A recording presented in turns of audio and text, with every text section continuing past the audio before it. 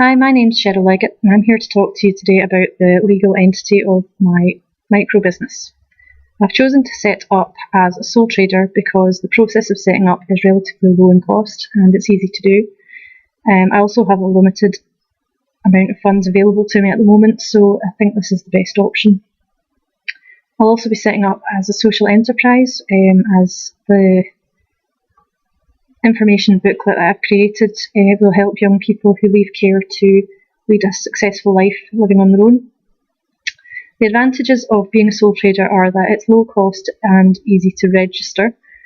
There's no need for board members, and I would have complete control of the business, making any decisions I need to without having to consult with anyone. I could also change in the future to become an incorporated business. For example, I could become a company limited by guarantee.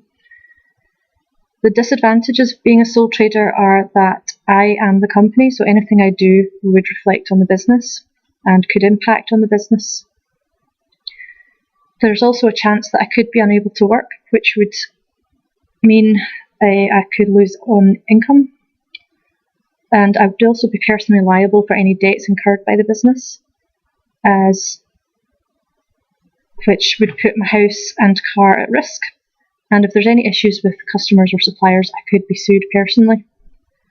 There's a number of areas of legislation which would affect my business. These include contract law, consumer protection legislation, and health and safety legislation. Two areas of contract law that could affect the business are being aware of contracts entered into and what's expected, and ensuring that contract terms are fair.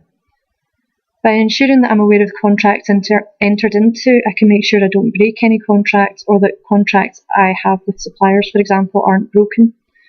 By ensuring fair contract terms, I've been ensuring the business is being fair to customers, it's not infringing on any of their rights. And in using contracts with unclear clauses, there's a chance that if legal action was sought, the business would lose out with certain clauses perhaps not being enforceable due to legislation. Two areas of consumer protection legislation which could affect the business are ensuring that the product is in accordance with health and safety standards and that the prices and product description are not misleading. By ensuring the product is safe to use, fit for purpose and adheres to any health and safety legislation, there will be less chance for customer injuries and so less chance of having legal action taken against the business or myself due to such a claim.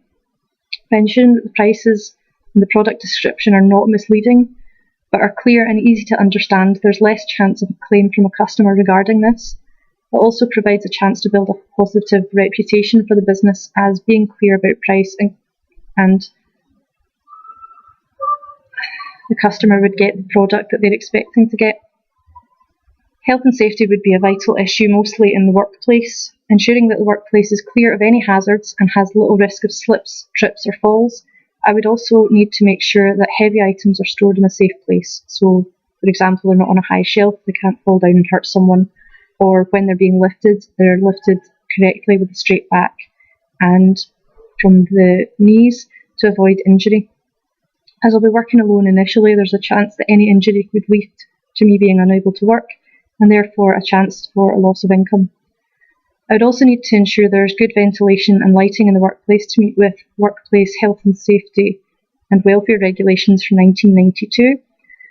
This includes making sure that windows can be opened or that there's air conditioning and that people are not straining their eyes to do the work.